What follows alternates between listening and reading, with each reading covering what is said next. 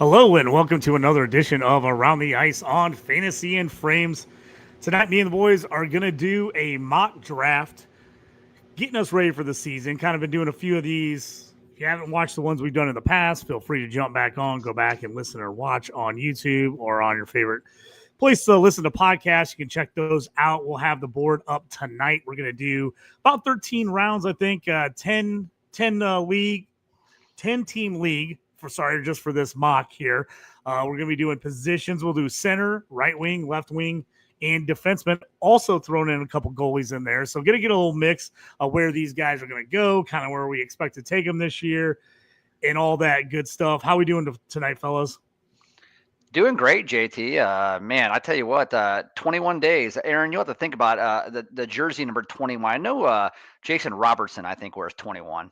But there's not a whole lot of awesome 21s out there, but 21 days until the season starts.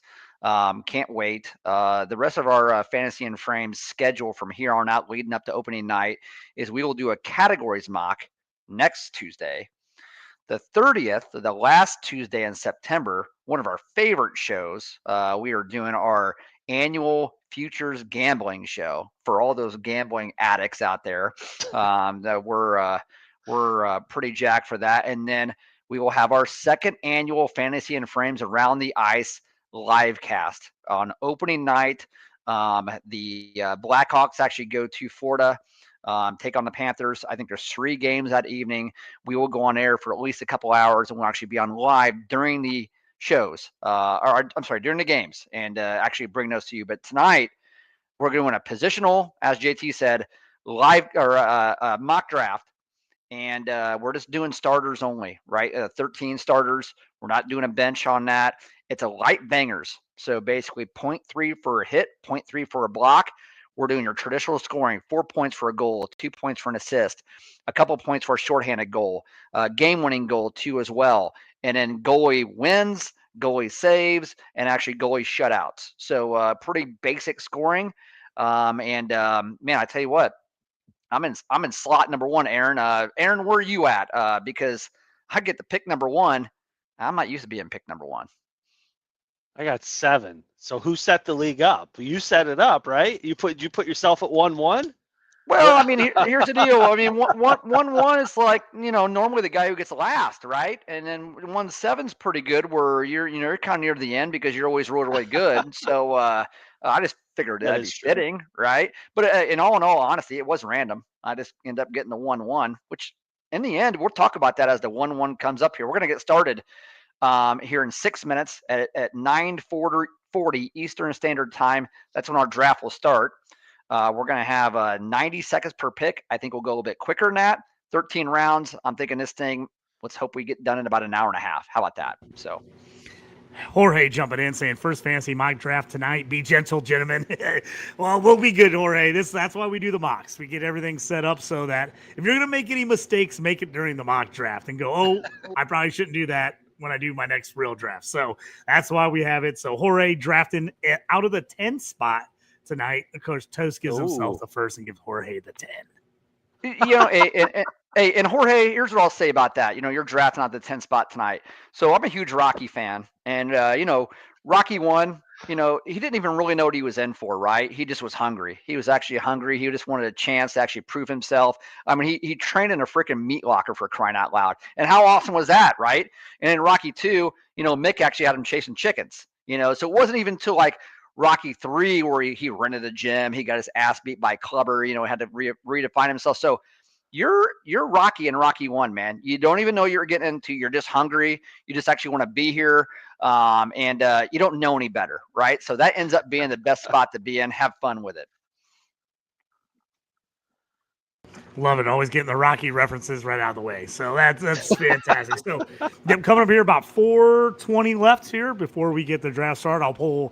Once we get going here, we'll pull the draft up. I'll have the draft board. So everybody who's watching this on YouTube, you can go back and kind of follow along who's getting picked where. We'll discuss some of these picks, and we'll talk about all kinds of stuff for the season. Feel free to jump in with any questions, comments, anything you want during the draft here. So feel free to jump in, and we'll chat it up between picks. Now, hey, Aaron, you're at pick number 7, and Yep. JT, you're at pick number 9. I'd like to hear you guys' strategy here. What do you really hope, without giving it away, right? But what's your strategy there, draft on the back end there? Do you like those spots? Well, I mean, to be honest, I like the hinge pick. I like Jorge grabbing 10 there.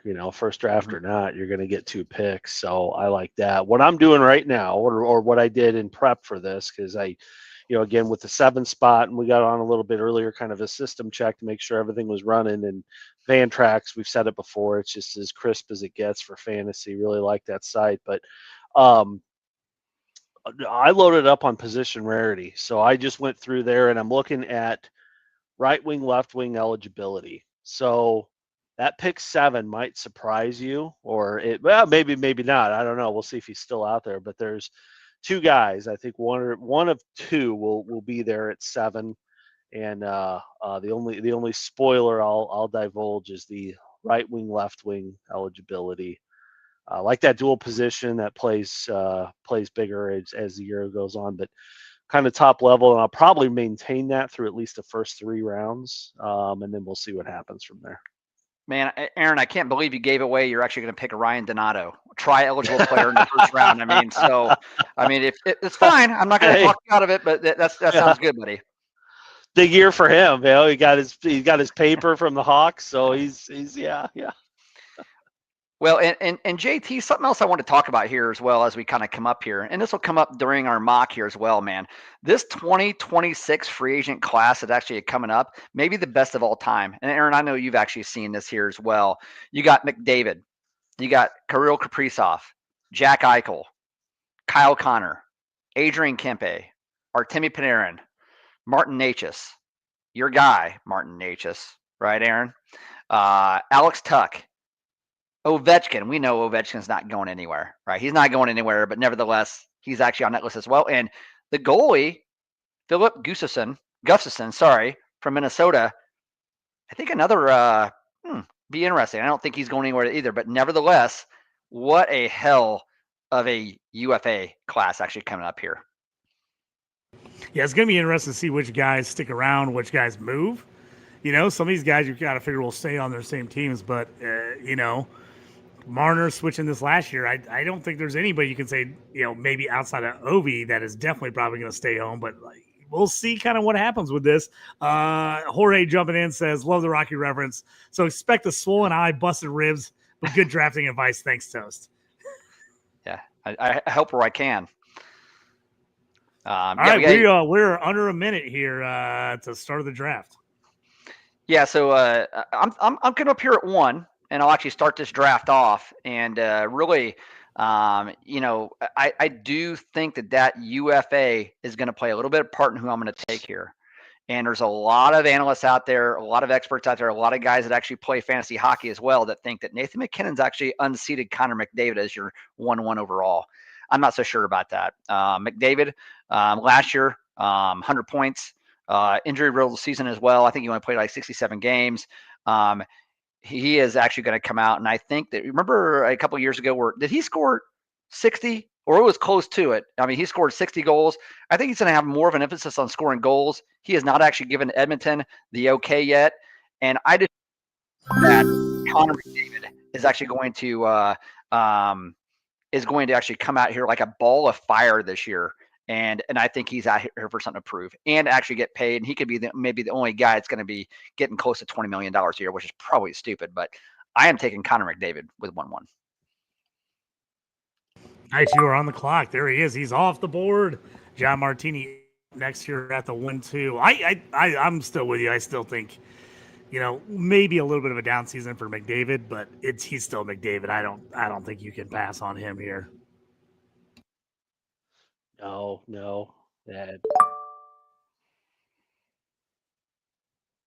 Now we got Nathan McKinnon off the board at 2. Kucherov off the board here at the 1-3. Now we're at the 1-4. Yeah, I think those first 3 are pretty predictable. McDavid, McKinnon, and Kucherov. That's kind of your 1, 2, 3 there. And I'm gonna. I think. Let's see, TC 25. And if I'm TC 25, And you know what? TC25 actually just did it. Leon Draisaitl at number 4. An eligible player, center left wing as well, carries both eligibilities. Very, very good pick there at 4.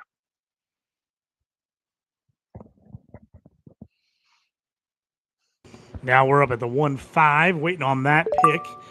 That's in. Austin Matthews, I go in there, just sniping you there, Aaron. Good pick on that one. Yeah, and Matthews another guy where it was obvious he was injured all last year. He dealt with those injuries. If Matthews can be injury-free all year and he can actually play even close to 80, you're going to see Matthews go over 60 goals. He'll do it again. He would put 69 up a couple years ago when he actually played 81 games, and he's actually had some injury-riddled seasons. He was never right all last year. And maybe with Martin actually gone, it's going to be more of an emphasis here for him to actually come out and really actually prove his worth. So I love the Austin Matthews pick there at 5. I think that he's going to have a huge season. If healthy, he'll score over 60.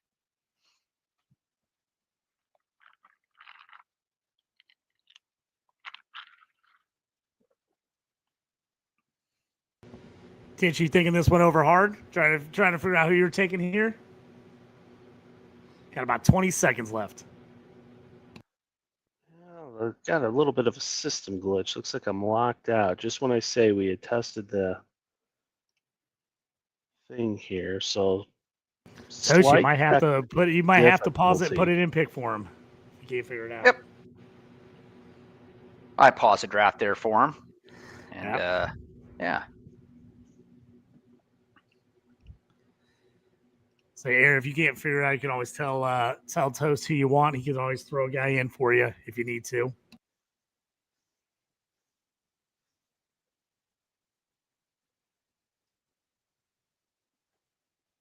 Yeah, let's keep this moving. Let's go Brady Tkachuk. Whoop, did I lose you guys? I'm still here. Sorry. I'm just trying to figure out specifically how to actually make a pick from the commissioner spot. I was able to pause a draft, but as far as actually making a pick, I'm not quite sure on actually how to do that. You still there? Yeah, I'm here. Let's see. If you put him at the top of your queue and say pick from queue, then if it runs out of time, we'll put him. It'll pick him right away. Okay. That's a good idea. You tell me when you're ready, Aaron. I'll unpause the draft and we can move on. Yep. Go ahead.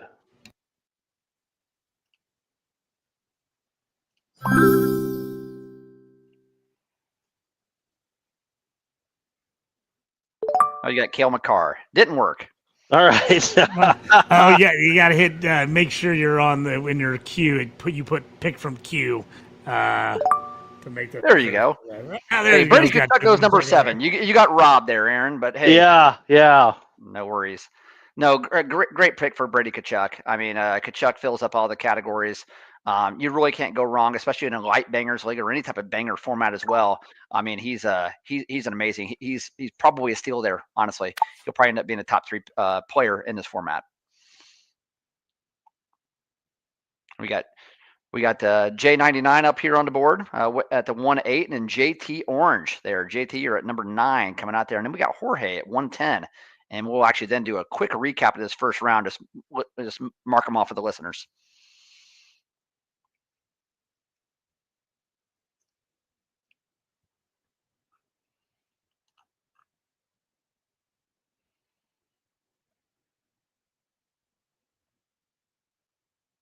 I'm having the same issue Aaron had. Howard does not want me to let me take my guy. I'll run it because I'll take the top guy here. That's what I was going to take anyway.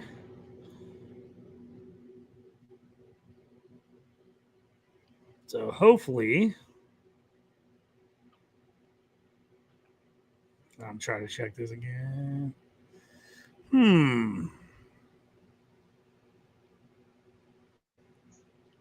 Kaprizov is who I want here, so hopefully that's what they do. Hopefully I get Kaprizov here. And then Pasta next.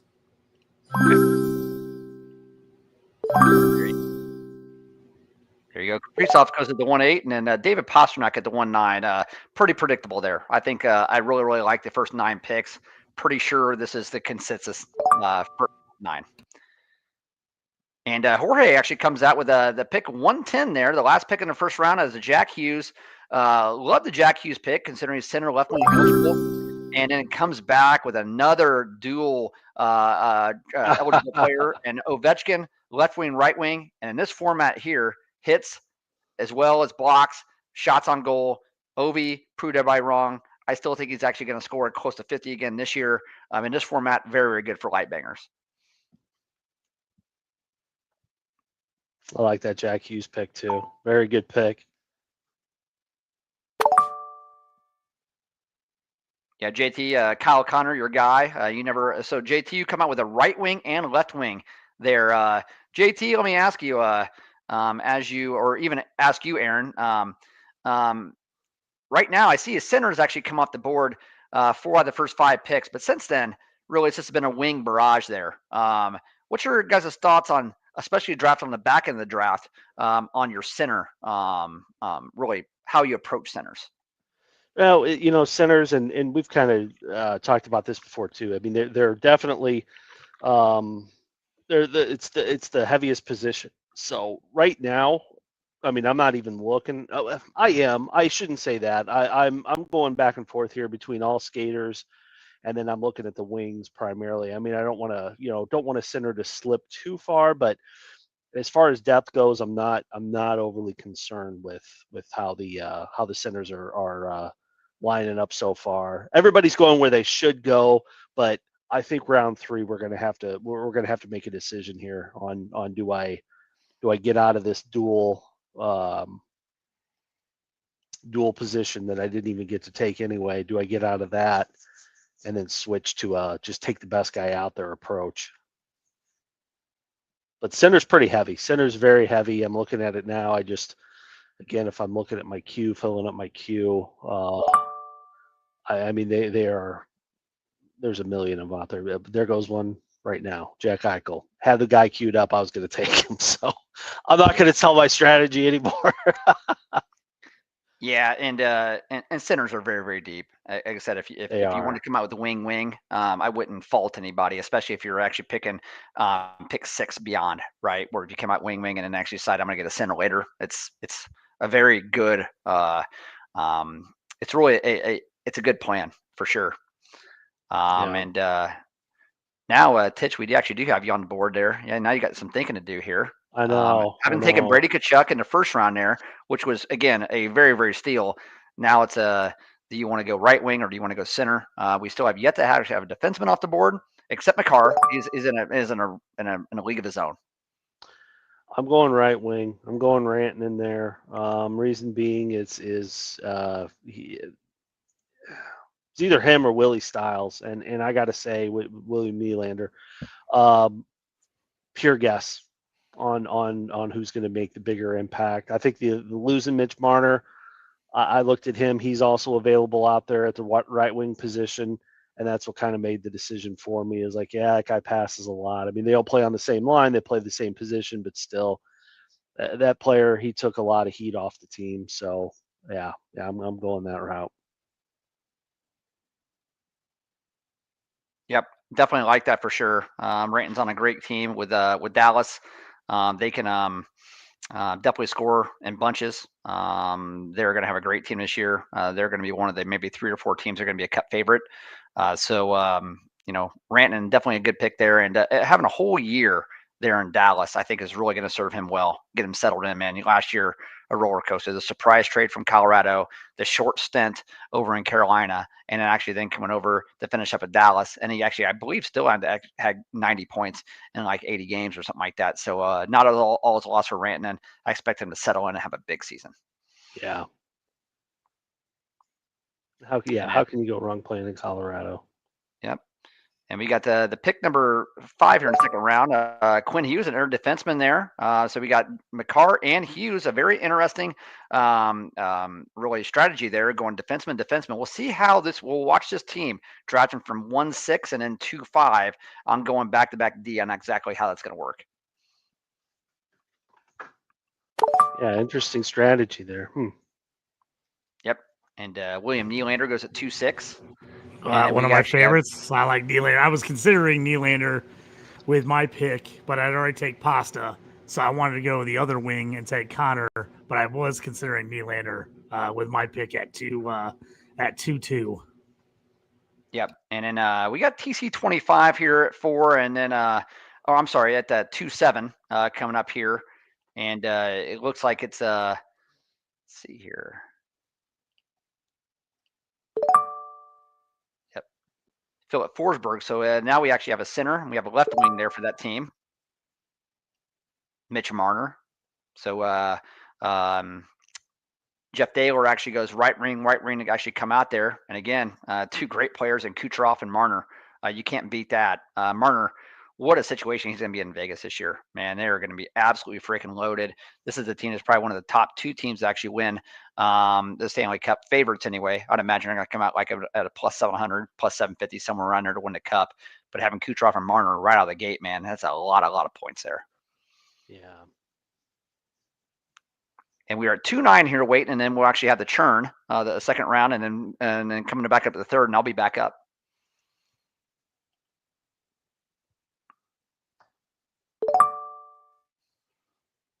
So Zach Werenski's off the board at 2-9, and so I went with Connor McDavid at the 1-1. I told myself I'd do this morning, even though this may not be something I would actually do, but I would really want to try it. And this is probably where I'm going to go ahead and decide. You know what? I'm going to go ahead and get 2 of the best players in the world, and you guys know me as well as anybody. Getting Connor Hellebuyck right here was probably something I would normally not do.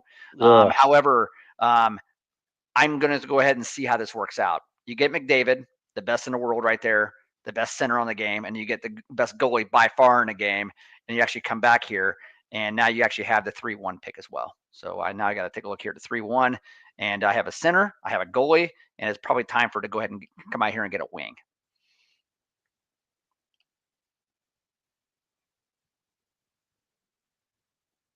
I have to be honest, Toast, I am shocked you went goalie with your second pick. You're usually the one of the guys that are always holding out on goalie last. You're always like, I'll get a couple guys later.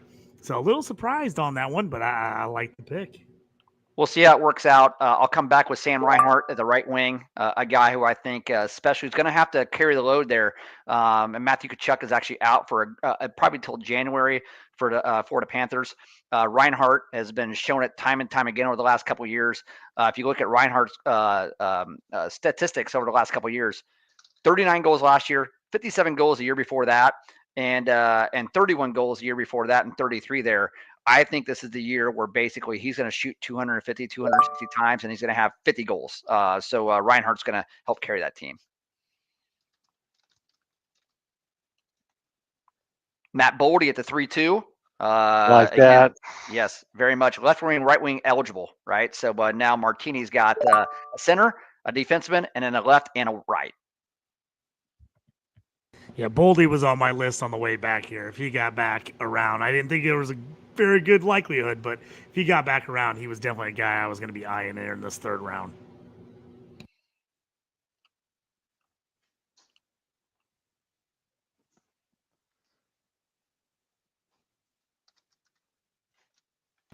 So this TC25, I see they have a center left wing, and they also actually have a left wing with Draisaitl and Forsberg on their first 2 picks. So probably actually looking right wing or maybe even defenseman. And we'll kind of see what they actually do. And actually, there it is, just for Brad, right wing, and I think that's probably the right pick there.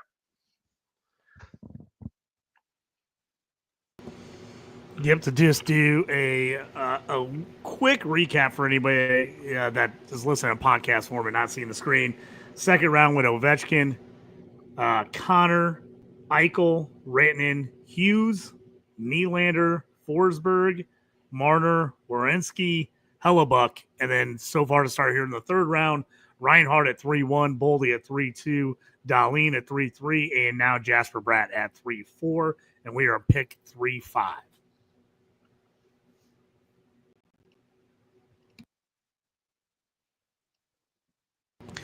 Well, fellas, what do you think about Bratt here at at the 3-4. Can he stay healthy, I guess, is the key this year. He's been good when he's out there, but can he stay healthy? The Devils in general, just as a team, just injuries on top of injuries last year. Can they get it together? Can guys stay healthy? And can this team finally kind of do what we thought they might do the last couple of years, as we thought they were a team that would push for the playoffs, but the injury bug has just been biting them between that and horrible goaltending. They just haven't been able to break through. Yeah, it's primarily that health issue. I mean, back-to-back years of just injuries. But I love the pick. I mean, I like the what team is that? TC25, that 1-4 pick, or that fourth spot. I like how that team's shaping up a lot.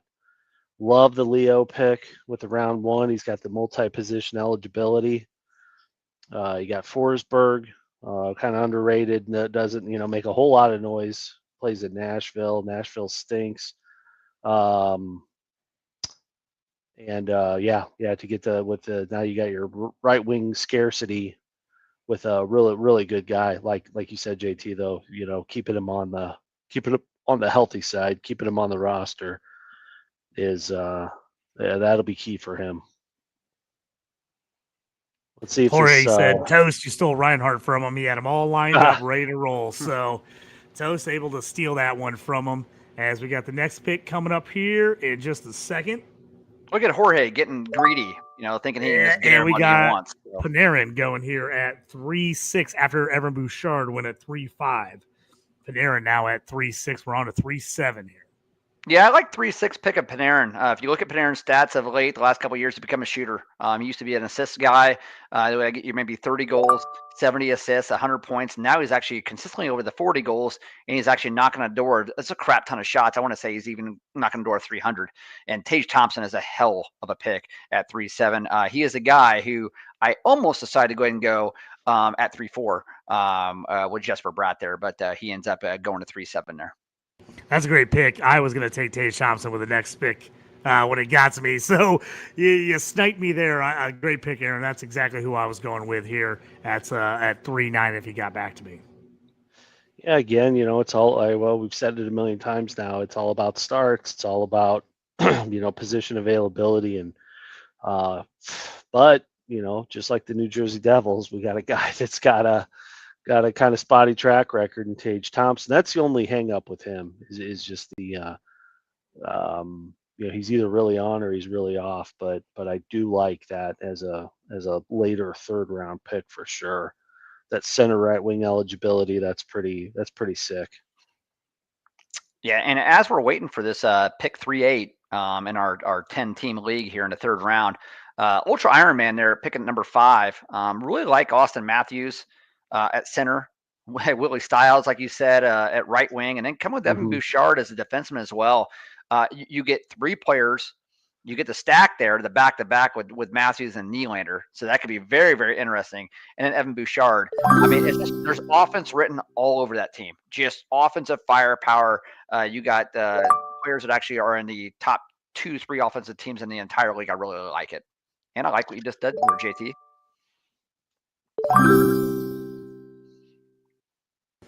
So I went with Gensel, who I love that line. I think that's going to be a high-scoring line. So I went with the high side of that, and now it comes back to me here, and I got to figure out who I'm taking real quick.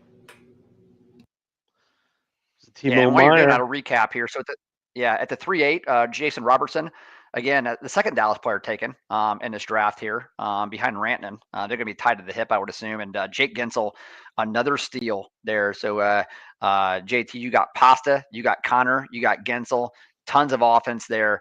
And Jorge, actually, now as a roster of Jack Hughes, Ovechkin, Meyer, and Kempe. Lots of bangs there, man. Lots of bangs.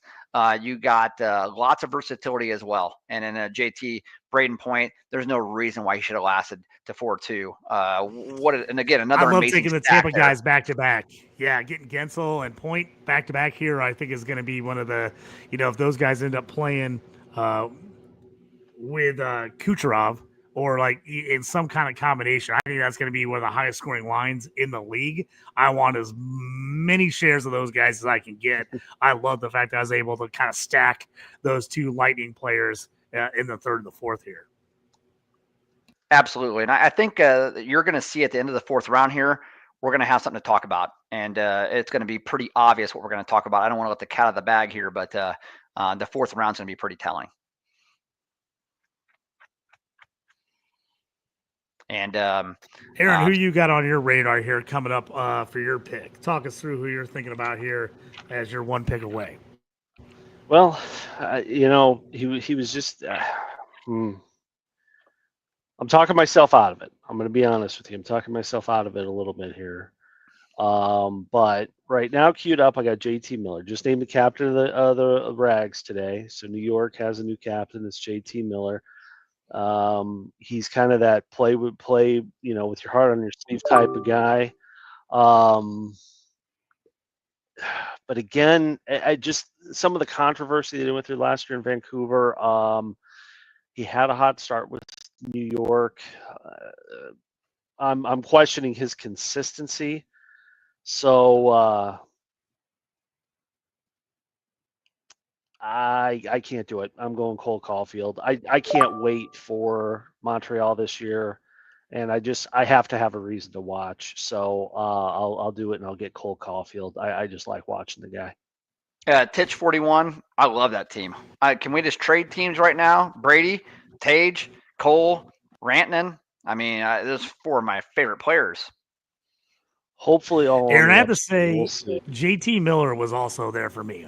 I'm a little bit like you.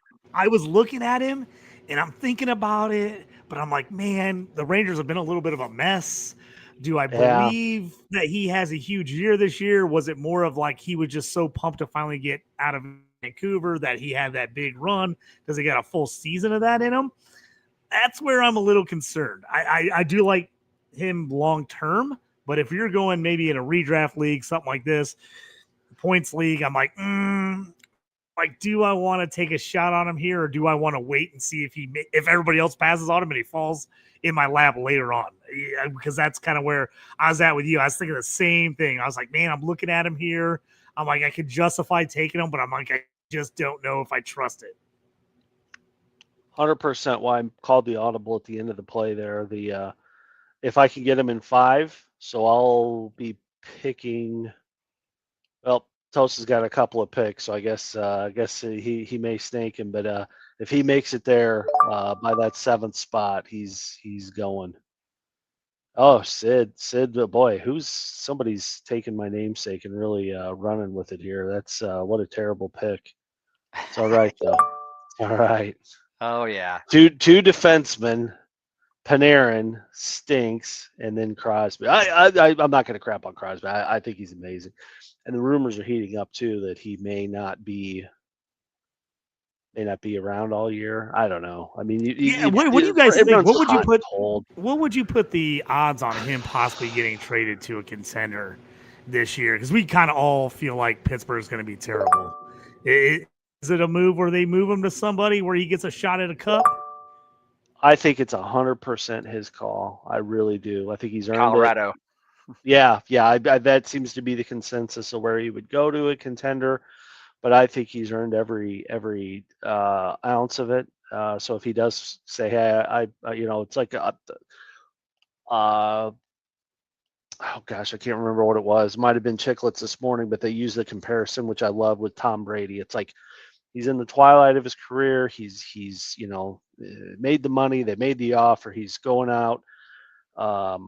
Would leave Pittsburgh with not on top because that team stinks, but just he didn't do anything wrong. And there's also a lot of I guess admiration if he stuck with the Pittsburgh. Just one sport team. I mean, not a lot do that.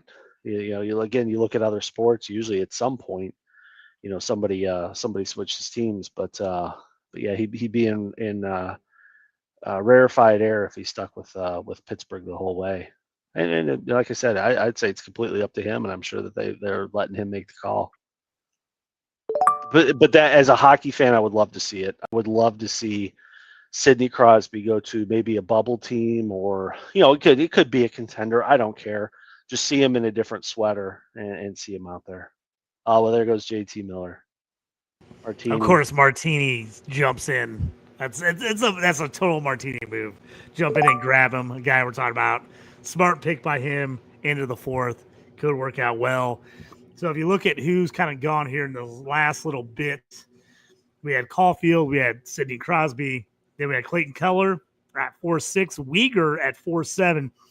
Uyghur is an absolute beast in a huge bangers league. We've got it kind of set up as a light bangers league, but in a big bangers setup, Uyghur is an absolute stud. So he's a guy, if you are in a big bangers league, keep an eye on him. Stutzle, who me and Toast absolutely love. We try to have him everywhere. He just went 4.8. Then the aforementioned JT Miller we just talked about goes 4.9. Then Toast, talk about your picture on the turn. You go Nyes and Celebrini. Boom. Yeah, so I needed a left wing, and Nyes again plays on a high octane offense. You would imagine actually with Marner leaving, Nyes is actually going to pick up some of the points as well. And what a start he's actually had to his NHL career. He's all bit of 23, 24 years old. He's going to be a mainstay in that lineup for years to come. And then Max Celebrini. Celebrini just showed his ass last year, man. I mean, and this guy is going to be real good. And somebody's got to score in San Jose. Normally, I didn't want to come back and get my second center, but I thought the board looked clearly tilted to the point where Celebrini was the best player by far on the board. So now I have McDavid, Celebrini at the centers. I got Reinhart right wing, Nyes at left wing, and Hellbuck at center. And then we have Wyatt Johnston comes off the board at 5.2. I love that pick by Martini. Guy at center, right wing eligible. And again, and then Daylor comes with Brandon Hagel. And Hagel's a guy. Stutzle, love that pick as well. And then Brandon Hagel's a guy, he just fills up a stat sheet, right? He can do a little bit of everything. You love to watch him play. So we got a great question here from Jorge. Let's talk this one through. He said, I've been trying to find players a high shots on goal along with hit volume to kick things off for a light bangers league. Should I emphasize hits later in the draft by defensemen? What do you guys think there? Yes. Short answer is yes. Emphasize hits. Hits they're a little easier to come by. There's a little the points are your rare commodity. So hits with defensemen in the light bangers league, they just kind of even out the scoring, and I think there's more guys that do that, but they don't show up on the stat sheet. So I'd look at the harder to get stats. The shots on goal, love that, because that, again, you look at the percentage, average the average NHL percentage sitting around 13, 14% maybe. Some of those shots on goals will turn into goals. Unless you're McKinnon that just bombs all those shots. I mean, he's got a lower percentage just because his volume's so high. But yeah. Simple answer, I would wait for those. And that's usually the gem of the draft too, because those guys will get you good points with the hits, and there'll be plenty of them when we get rolling here.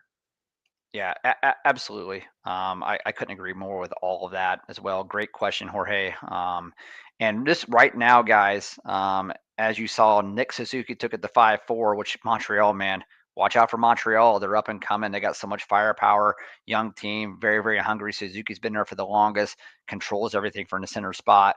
And then Jake Sanderson, Ottawa as well. Ottawa, love what they're doing. We actually know I love me some Ottawa. But this right here, I think, as we're actually through 45 picks, I think you're going to see there's not bad players here, a little bit of a drop off, right? It's a little bit of a drop off is going to actually happen. And what a freaking pick right there.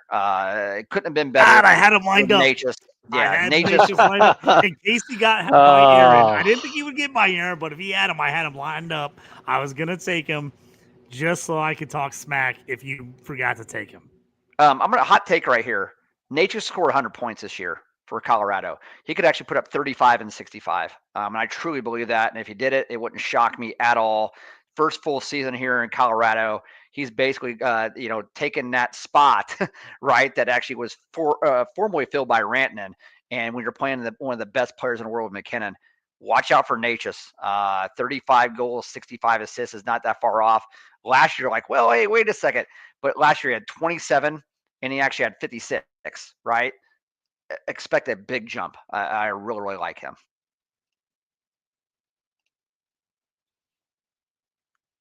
Man, that threw off my strategy hard. Now I got to figure out what I'm doing here. I'm like I am now too. 'cause I I'm was like, oh, scrambling. that's exactly where I was at. I was like, oh man, I was like, that's where I had my eyes set on him. Oh, I did too. I had him queued up. Gosh, that really, I almost took the full 90 seconds there. I got real quiet too because I had to really think. Not Yeah, real and thrilled with how it ended up either. Trocheck gets some hits though, so it's kind of thinking it's a lighter banger league. He's going to get his, now we're talking about guys that are like 50-point range. So, who's going to get a couple of hits? I'm not real impressed with the defensemen that are out there. A lot of the really, really good defensemen are already gone. So, I don't know. yeah, Pickens getting slim here. Yeah, and it's interesting here. So your league format means everything, right? Your scoring Yeah. format. So with this being an ultra bangers league, there may have been a little bit of out of order here, meaning you're just looking at those guys to actually fill up a lot of those categories and get you hits and blocks and the goals, assists, and the shots on goal as well. Just a little bit of everything. But if you look at it truly ADP, there is a lot of really, really good players out there. The ADP is actually still there. But that doesn't necessarily mean you should actually take them, right? So you're looking Yeah. at who's playing with who. What line one's power play one guys are out there on high octane offenses, and they're still out there. There's still guys out there that can actually score on the teams that actually put the puck in the net. They're actually on line one, power play one, and they've actually solidified themselves there. There's a lot of good players there. Hey, no attention to the ADP at this point. I like to go out there and actually grab guys that have that opportunity. Yeah. Yeah. I know JT's picking now, but one other shout out, another thing I was doing here on the side. So there's a couple of picks that burned me a little bit in that last. So we're in round 5 now, but 5-2 Martini spot took Wyatt Johnston. I mean, what if he centers line 1 between Robertson and Rantanen? There's nothing that said he's not. I know Rupe Hintz. But Rupe Hintz, I mean, it's been years, and the guy has not really, in my opinion, hasn't taken off as a clear number 1 center. And maybe he is. Maybe he'll end up claiming that spot. But man, what if Wyatt can hold him off and he can actually claim that one line center spot? That could be the pick of the draft. I mean, at the 5th round, that could be huge. Yeah, Tavares actually signing that team-friendly deal, and really, if I want to remember right, it was a 6-year, like a $4.75 million deal.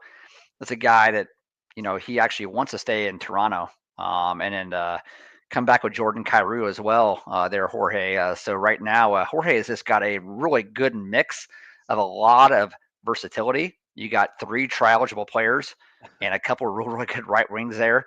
And so now you have to get a defenseman, you have to get a goalie, but we'll have to watch that. Maybe at the 7th and 8th pick there, 7th and 8th round, defenseman, goalie, it may be time, but we'll have to see. But I really, really like what he's done there. The novice talking about like, hey, this is my first draft, take it easy on me.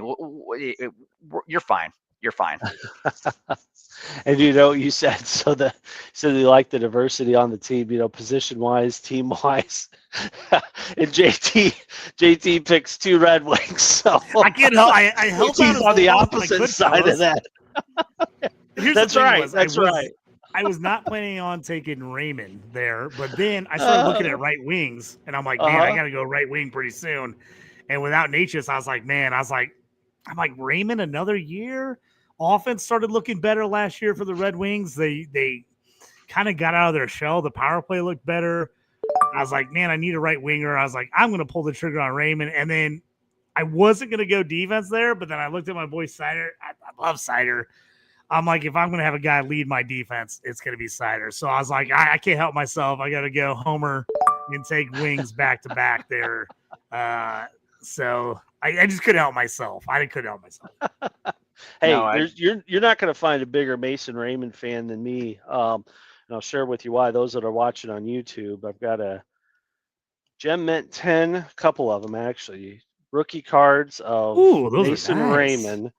One is even a French variation, so it's a kind of they call them a short print. They print it all in French, and often there's a whole culture of sports card collecting, but they get these cards graded so they actually have a kind of universal meaning on them, and a couple of gem mint rookie cards there for Mason Raymond. So yeah, if a guy gets 70 goals, hey, I'm on the plus on that. So you've sold me. I'm in Lucas Raymond's corner this year for sure. Yeah, I just think I think he's just getting better every year. Obviously, he was I super agree. young when they took him. I Yeah. think he is getting more and more confidence. I saw at the end of last year, I felt like he was a lot more confident in games. And so I think he's ready to maybe take a next step. And like I said, I think the fact that Patrick Kane has been on the team has been big for him. I think he's learned a lot from him about playing on the wing. I just again, the goaltending's got to be taken care of for the Wings, but I do like the fact that the offense finally looked like it was taking a step forward last year, and the fact that they had one of the better power play units in the league was exciting as a Wings fan. Yeah, definitely, and those are important pieces too. I mean, again, you were close to that playoff spot. It's like something's got to put you over the edge, and being number 4 in the power play, that's incredible.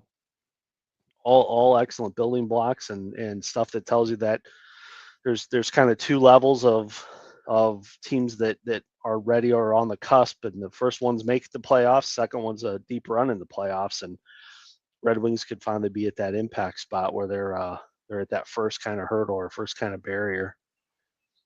Yeah, and just see here that 6'6", Seth Jarvis, first Carolina guy off the board. And again, Carolina actually play that defensive game, right? But they got a lot of offensive help on that team as well. And I just think that's really, really good value this late in this draft here, Seth Jarvis, who, I mean, boy, if you look at Jarvis's stats, 23 years old. I was such a young player. Last year, 32 and 35. The year before that, 33 and 34. Back-to-back 67-point seasons. Last year, he finally got over the hump, shooting over 200 shots on goal. And he's going to throw down some hits. The last 2 years combined, on average, over 100 hits a season. In a bangers league, he is great. And if you were in a dynasty league, even better. But for this redraft we're actually doing here, pretty awesome there. Very, very good pick with Seth Jarvis. Toast, I was just going to say, Jarvis was on my list with Raymond there. Obviously, Raymond being a Red Wings was the tiebreaker for me, but Jarvis was right there. I think Carolina, the hate maybe goes a little too far on the fact that they're such a defensive unit. I think you can get some steals on some Carolina players, don't you think? I think some of these guys are going to fall to the kind of mid rounds that should probably go higher just because people think about like, they're real defensive. Are they going to put up points? And I think that can be a knock, but I also think there's a chance to get some real nice value. 100% for sure. I mean, again, this is where you're kind of taking stabs on actually taking players that are actually on really, really good offenses that actually can put the puck in the net. And I will actually say here, while I expected there to be a big center run here, we have actually, and that's what I kind of want to reveal. We've only had 3 centers taken in this because the centers, there's still a lot of good centers out there. So this draft here has actually been pretty good where everybody's drafting's kind of figured that out. Center's deep. You can actually wait on center, get your wings here. There's still only one goalie. Again, that was me taking Hellbuck in the second round there. Again, probably something I wouldn't have actually done. But here's the deal. Like that team a lot that I actually have going on right now. So now it is actually time to start nailing a couple positions. All right. So well, I was just looking here, Toast TC25 taking Larkin and stealing my wings thunder. I was gonna have to. I almost took him on the last time, and I actually was looking at it because. So here's something to consider in your drafts. If we were playing a non-positional league where we were just playing skaters, I'd probably take Larkin over Raymond. But the fact that we're playing a positional, I was like, I need to get the right wing before I get center because there is a lot more center depth. So that was my deciding factor on taking Raymond over Larkin, because if we were playing just straight skaters, no position, I would have probably taken Larkin in front of Raymond here. Just pointing that out to everybody. Yeah, good call. Good call. So I'm back up here at the 6'10 to 6'7 churn here, and I've got McDavid, Hellebuck, Reinhart, Nyes, and Celebrini. I need a defenseman, so I'm going to go ahead and get a defenseman here, and I'm actually picking between Jacob Chikrin and actually Mikhail Sergachev. And right now, boy, I mean Utah. I love what Utah is doing. I know you like you some Utah, Aaron. I do. They are going to be the real deal. Sergachev's a guy who actually can get you 175 shots on goal. He can get you 150 blocks. He's going to get close to 100 hits as well. And the only thing is a little bit injury prone. That scares you off a little bit. Chikrin playing on Washington, who kind of stunned the world last year, right? I mean, Yeah. and everybody's staying away from Roman Yossi right now. So, but I'm going to go ahead and take Jacob Chikrin here.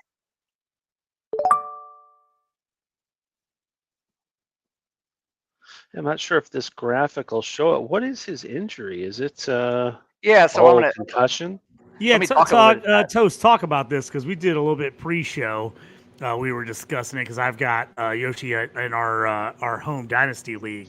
Talk about what is kind of a very it's a situation that is very fluid right now. We're not 100% sure what's going to be going on here with him. Yeah, so he has POTS syndrome, and the reason I know something Oh. about this is the fact that my son actually has it.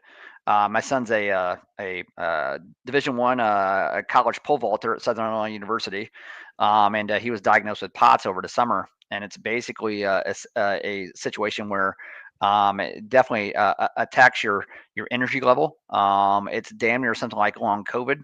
Even though he never actually had COVID, well, he did, but it was like minor. Where they're very low on salt intake as well, where they have to really eat foods that are high in salt. And really, it's an immune disorder, and it just causes you to become very lethargic. So if it goes untreated for a while, it just really is. There's lots of things that have to be ruled out. The biggest thing with the POTS is you actually have to, if you are laying down and you actually stand up quickly, then basically there's that chance to be very, very lightheaded and very, very weak as well. So there's just it's hard to put your finger on it, but once you do, you can get it in line. But that's the only reason why Yossi's actually fallen this far in draft. He would have actually probably been a third or fourth rounder at this point. Yeah, and so for everybody looking at it, the question is, they're just not quite sure how this is going to affect his season. Is he going to miss a bunch of time? Is it going to be something where he plays and then if he has bad bouts of it, he sits for a week or two? We're just not sure. So it's one of those, especially in a redraft format, you're probably going to look past him to some other guys just because we don't know what's going to happen. Now, at some point, there's a value play. If he drops far enough, he's worth taking taking a shot on him. But yeah, that's the question marks right now for him is something that it's a little rough to figure out right now. We just don't know. Huh.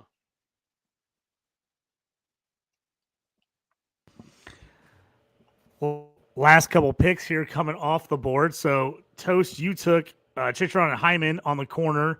We got our second goalie off the board with Ottinger going to Martini. I definitely had my eye on him, was looking at him here in the next couple rounds. So great pick right there at 7-2.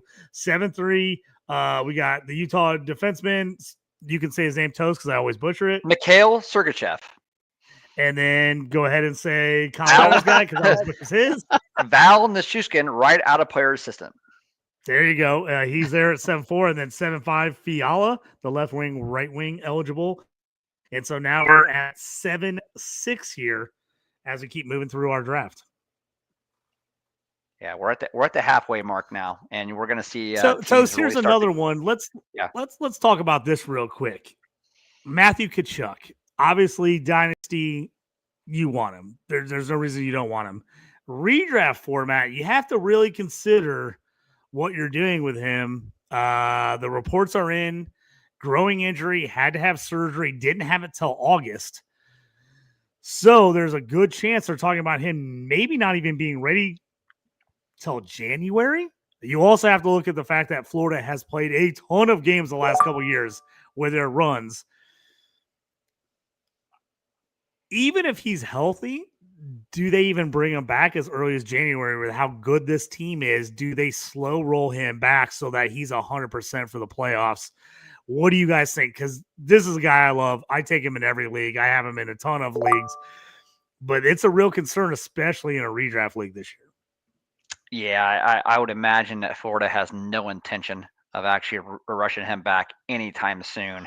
And if he's even 85% come January, they'll sit and they'll actually wait, because I don't really think Florida cares who they're going to play in the playoffs. They know they're a playoff team. They know they're the best team in the league, getting ready to go for a three-peat. They're in the middle of a dynasty, and that dynasty is actually nowhere close to shutting down. I mean, they're in great shape. So you only end up taking Matthew Tkachuk in the event you're like, my God, I did nailed my first 7 picks and I'm winning this draft. Then you come back and you get unbelievably greedy at that point, and you take a Matthew Tkachuk and stuff him on IR. Yeah, I totally agree. I mean, I think of like Marshawn last year. You know, he was injured going in. He slipped, and then everybody that kind of did exactly what you just said, Toast. They were paid off in the kind of that run that gets you to the playoffs in your league, either redraft, fantasy, whatever format you're in. But he started playing, skating, warming up to the playoffs, and put some points on the board for sure. Yes, absolutely. And I think that we actually have this team picking at the 8th position here, probably on auto pick, which is fine. We basically have Kaprizov and Eichel and Robertson, great. But then we went with 4 defensemen right in a row. So we got an auto pick here. That's fine. It gives a good indication for a lot of drafters here what actually did happen during the first 3 rounds. In the first 3 rounds, you go Kaprizov, you go Eichel, got Robertson. This team's actually looking really, really good with 2 left wings and a center, and then 4 defensemen. Just ignore that. So I'm on the clock here. I absolutely was considering going goalie, and then Einger and Vasilevsky both went. The 2 guys I wanted. And then if I didn't go goalie, I was going Bedard, and Aaron snaked me on Bedard as my number 2 center. So that one got me. Now I'm debating here. We just talked about it. Do we take the discount on some of these Carolina players? And I'm going to do it. I'm going to do Sebastian Aho here. Yeah. As my second center. I would have loved to have Bedard, but I like Aho in this situation to fill up my second center spot behind Point. I still would have considered going goalie, but the 2 guys I really wanted just went. So switching things up, no Bedard, going Aho. JT, I love what you've done. I absolutely love what you've done. So your right wings are Raymond and Pasternak and Raymond, left wing Connor and Gensel. You actually have your centers at Point and Aho, and then you got Sider defenseman. This is one of the 2 or 3 best teams this entire draft there. I really, really like what you've done, buddy. Thank you, sir. Now comes the question here. Now, don't screw it up. I know. If you're looking, I know. So we got a couple defensive spots, some goalies still to fill. We do have 1 skater spot. So basically a flex play here. So the question is, do I fill the defense and goalies first, or do I go for the highest upside play as my flex play? Looking through the list, looking at ADP, kind of where guys are going, who's falling a little bit, who I think can score a decent amount. And JT, while you're thinking about that, I want to actually talk to the listeners here a little bit. This is where you need a goalie this late. You better have actually tiered goalies, right? We did all of our tier episodes there in the past. Where you actually tier these guys, I guarantee there's Igor Shesterkin's out there. He's definitely a tier 2 or a tier 3 goalie. And there's definitely a drop off for sure. But gosh, there's still some unbelievable players actually left here. I mean, so I got down to the end here. It's the right. I was looking at. So what I was doing is I was looking at total fantasy points projected, and Shesterkin was on top of the list. So I was looking at, do I go another center, a third center or a right wing, or do I go with goalie? Blackwood, I like because I like the fact that he's Colorado's goalie, just strictly because he's on Colorado. But I think Shesterkin, I think they're going to play a tough defensive game. To me, projected points wise, where I have him ranked, I think he's slightly ahead of Blackwood. I think Blackwood gets the benefit of being on Colorado. So if you're in a more important wins league, which we don't weight heavy in a lot of our leagues, we give you points for wins, but it's not a huge wins league. If it's a wins league where you're getting like 5 or 10 points for a win, I'm going Blackwood over Shadurkin there because it's a high point win. If it's a saves league where I'm getting more points for saves and goals against, that type of thing, I think I took the right guy. 100% agree. 100% agree. Can't really go wrong there at that point with taking Shadurkin there as well. Again, there's maybe one or two more goalies there before there's a major drop off, but he was the obvious choice at goalie. If you needed the goalie, it was time to actually get him as a really good selection there. And we got JT99 coming up here. And let's see if there's an auto pick. No, Alex DeBrincat. Hey, JT, a left winger Detroit actually being sniped from you. DeBrincat goes on auto pick there. And then we got Thomas Harley to Titch there as well. Again, another high-powered offense. The power play one quarterback, Thomas Harley. Harley last year, 50 points last year. You're like, 50 points, that's not all that great. But look at what he actually does. 110 blocks as well. The year before that, 135 blocks. He's going to get you about 80 blocks hits a season as well, and he shoots the puck. This last year, 171 shots on goal. The year before that, 144. And for a defenseman, he shoots at a high percentage there. He's averaging right around 10% for a defenseman. That's very, very high. You're almost getting another offensive player on a really, really high octane offense. I really like Thomas Harley there, that late for your first defenseman, right? It is. And since we have no bench, I'm defenseman here on out. So yes. But everything you said about Harley, completely agree with.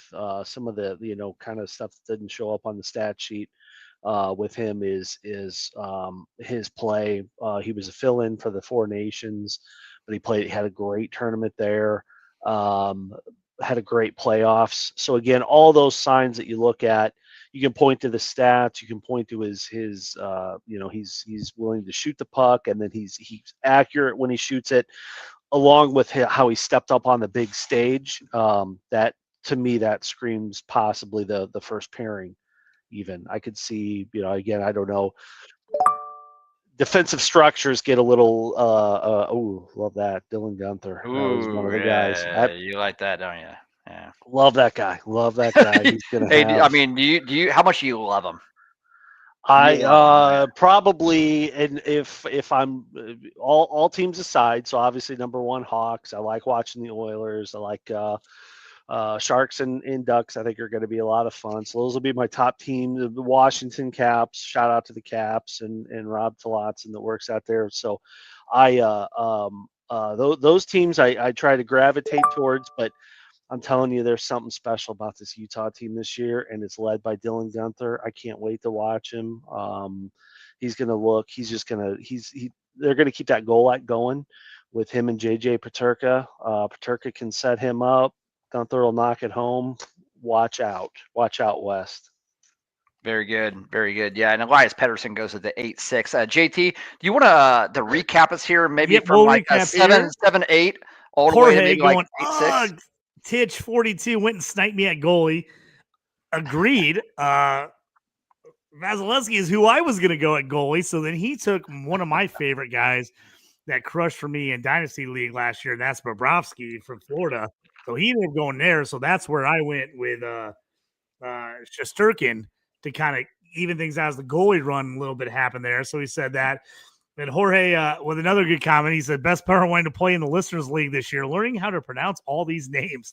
I still of them. We used to, this is a great story. We'll tell this real quick, Toast. JT, you're great at names. You're great at names, JT. You pronounce all of them correctly. The funny part was we used to have a draft girl would do our live draft and write the names on the boards for football. When we tried to do it for hockey, it got so complicated. It's so difficult of Toast trying to tell them how to spell all the names that Toast just took over the board and just said, stand there and look pretty. I'll write everything down. So Toast took over and started writing all the names on the board for the board girl. And she's like, am I still getting paid? I'm like, yeah. She's awesome. So she just hung out like Drake. Yeah, just get drunk, you're fine. It was great. It's so funny. This Oh, is yeah. why doing it on Fantrax is a whole lot easier. You don't have to pronounce the name. You don't have to figure out how to spell the name, because believe me, that becomes very difficult on a live board for hockey. Toast is always in charge of all the names. Yeah, it's funny though. That draft board's kind of a thing of legend, especially in our hockey league, because maybe it's the year after that the infamous cough syrup draft board. So Oh, Toast was not feeling well. He's a little down on the little maybe on the IR that night, but the true commish is. He showed up anyway, and he did the board because we learned what we learned last season, and went a little heavy on the cough syrup, mixed it with a couple of adult beverages, and we the spelling was worse, far worse. yeah. Pronunciations went away, so we had no idea what our teams were going to be until the next day when I don't even know who put them up, but I did. like, It was, did you? Okay. First thing, I woke up at like 8 o'clock in the morning, like I'm getting these put in here, and surprisingly enough, You felt a lot bounced better. back. Felt a lot better after that. Had about 5 or 6 IPAs after being on some cold medicine. I would not recommend that. It was bad. Come the 8th or 9th, 10th round, it looked a little ugly. Let's just say that the writing, you couldn't really tell what the heck was going on. So hey, I got the 8-9 churn here as we're kind of getting to the back end of the draft. I imagine things are going pretty quick. Tell you what, you got like Eagles on the board. You got Verhage on the board. I need a left winger, but I like Ricard Raquel. And Ricard Raquel, and the reason I like Raquel is there's only Crosby, there's Rust, and there's Raquel on Pittsburgh, and there's nobody else. And when you get to actually play on a power play with Sid Crosby, one of the best of all time to actually ever do it, Raquel actually will get you some hits as well. He'll get you some blocks. Last year he put up like 35 goals and stuff. I like Raquel this late in the draft, again, for who he's playing with, and I think he can do it again. Yeah. The fact that they have nobody else, they just don't have anybody else. So I'm there, and now I'm kind of needing a skater and some defensemen there. But boy, I'm still kind of there. There's a couple players here where you're just kind of going best player on the board, and another player I actually like, and you're like, boy, another center only position. So now I actually have 2 center onlys. But Joel Eriksson Ek, talk about a guy who shoots a puck a ton. He'll get 250 shots on goal a season, and the deployment is amazing. Playing with Kaprizov, going to be there all year this year. Last year was actually hurt. You got the contract year. Hopefully that doesn't get away of like all of the noise, right, with where's Kaprizov actually going to go, what's he actually going to do. But Eriksson Ek is a very, very good player this late in the 9th round there to steal him on, in my opinion, for this type of format where you got hits and blocks as well and shots on goal at a premium. Eriksson Ek, in my opinion, he's a top 10 to 12 center. I like him that much. I think he's that damn good. Yeah, you were big on him last year. You've remained consistent. When this guy does go off, nobody gets more credit than you. Yeah, exactly. Yeah, you're on the Martin Natchez team, and Eriksson Ek. I mean, we should just double date. We got we got our guys. When it's your boy, it's your boy. You stick with him. That's right. I'm gonna say this right now. I know we got a few rounds left, but we're just kind of filling rosters now. Hands down, Martini. I think this guy's got the best team. The Hudson and Lacombe, the defenseman here at 6'9", so round 6, pick 9, and then turn around in round 8, pick 9 to get Jackson Lacombe, who I think he's going to be the recipient of a lot of those forward points. Ducks are going to be sick with their young forwards this year. They're not going to be there to win games. They're just going to be there to get fantasy points. I actually had Lacombe all queued up because, again, I got to go all defense here towards the end. Was not happy when I saw him go. And again, the fact that he already took Lane Hudson too was another one. Oh, Dorofeev, brilliant, great pick. Both dual wing eligibility. I've already gone on record and say this guy flirts with 50 goals this year.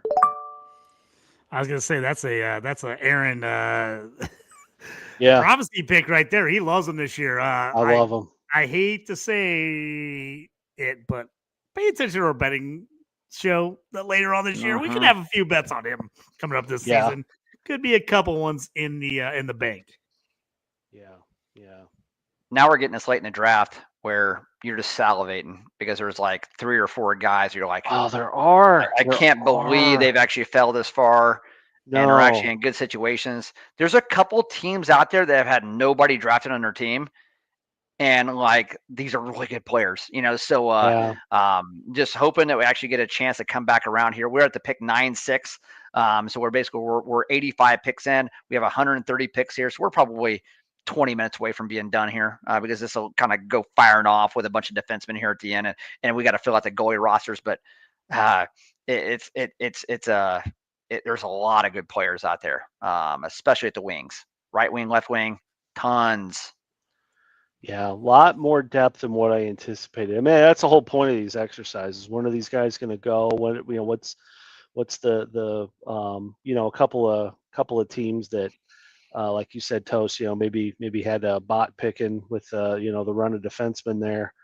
But outside of that, pretty accurate on how the depth has lasted, especially the wing depth. I didn't expect this to see some of the names. I mean, I'm looking at this queue now, and I just keep coming back to these bigger names. I can't believe these guys are still out here, or at least who I thought would be. And we're not even taking a flyer on a couple of rookies. We've talked up the Habs here for a bit. If you wanted to, take a flyer on Demidov. I'm sure. Yes. I don't know when you're you're at the front of here, so maybe he lasts this round, maybe he doesn't. I don't know. We'll see. Yeah, well, you're up. Duke was a guy right on my list here. I was eyeing him here in a couple picks. He just went 9-6, and he was a guy that I was definitely eyeing here. Yeah. Yeah, and Tuck, if you just look at the numbers there, Tuck, talk about a guy, and again, in a light bangers league, does everything. Yeah, 36 goals last year, 31 assists for 67 points in 82 games. So 47 PIMs. That's good if you actually have PIMs as well. Close to 200 shots on goal. And then 73 hits, 113 blocks. That's pretty good. Only 11 power play points. Buffalo's lots of turnover, right? They just had so much turnover, but I like what I just like that team. I like them from an offensive position, especially their top 6. I think that Tuck is a very, very good pick this late in the draft. All right. You're talking about Buffalo. They shed off some more talent this year in the offseason. I love the Tuck pick, the second line, right wing. A lot of this depends on where Tage Thompson, does Yuri Kulik finally, take the next step. Guys like this, Josh Norris, we argued about him. I know you're high on him. I think the guy stinks because he can't stay healthy. So they've got some question marks, as they always do in Buffalo. But not to get too far with this, not to be too far. Again, we've said this before in our multi-sports and for all your sports needs, Fantasy and Frames has got you covered. Oh. But who's going to make the playoffs first? And this is just a little Fantasy and Frames side bet here. Chicago Bears or the Buffalo Sabres? Who makes the playoffs first? Those two loser franchises, they just keep rebuilding. I don't know. I honestly don't know. I think the Sabres. I'd go Sabres right now. Yeah, after the first 2 weeks, I mean, no doubt. I mean, the season's over. I know.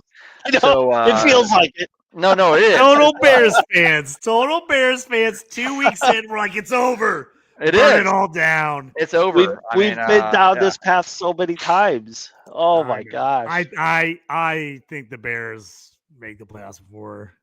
Okay. All right. Well, so it sounds like we could get some action on this. We'll have to make the numbers work, and we'll maybe make it a friendly bet. Toast, we have a Russian off the board. We have a Russian. Yeah, I saw that. I saw that. About that. I'm sorry. Marchenko as soon as I said about about 5 minutes ago about there are some great players available and are actually the first that come off their Marchenko was at the top of the list. No blue check has actually went yet. Marchenko is by far their best player, and he is going to score a crap ton of points. Love Marchenko. Had 74 points in 79 games last year, 207 shots on goal. Doesn't hit and block a ton. almost 20 power play points as well if your league actually counts power play points. And again, a modest 15% shot percentage there as well. Marchenko, he's 25. That means like in Russia, he could be 35. You don't know. But man, he's awesome pick there at 9.8. Yeah. Yeah. I think I he's was a definitely critical guy this considering year. him. I had my eye on a couple of the Russians there. And then I just talked about Blackwood the last time, and then he got all the way back to me. And I'm like, well, you know what? I just talked about him the whole time, but I almost took him last pick. So I finally was like, nope, I might as well do it. He got all the way back to me. So I took him again. And then two guys, these guys, if you're in a bangers league, you got to pay attention to Gudas and Sherwood. Yeah. These guys hit. Yeah.